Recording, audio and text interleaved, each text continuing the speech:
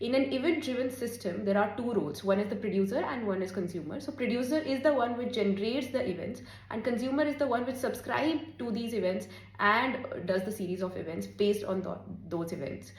This kind of communication uses message queue or the publisher subscription model, because there are two roles, publisher and subscription.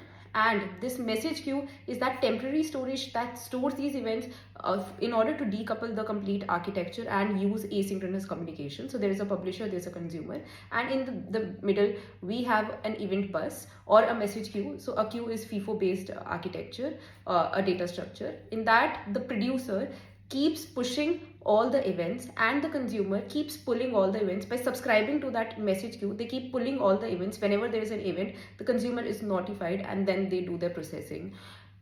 Here there are two different types of message queues. The most commonly used one, if it is a traditional message queue, that example of that is RabbitMQ.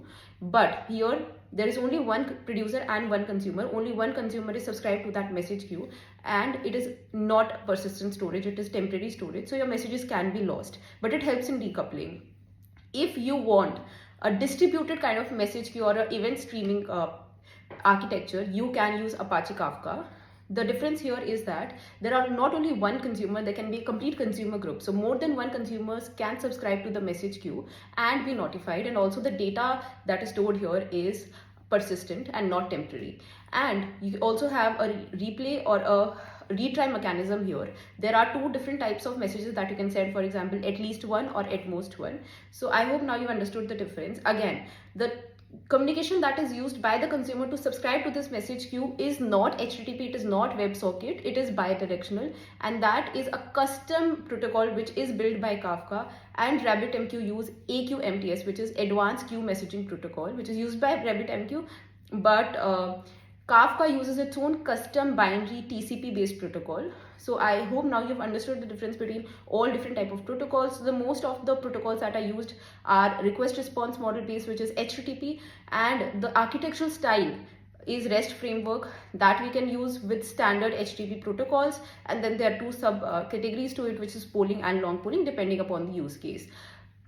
But if you are building a bi-directional kind of architecture where you want bi-directional communication, for example, in a chat service or like video streaming, live video streaming on YouTube, that is going to happen via WebSocket. But if you want to design an event-driven system, you will have to use message queues for asynchronous communication and that loose coupling. For that, you can either use traditional message queue like Kafka, like RabbitMQ, or a distributed message queue like Kafka. Thank you.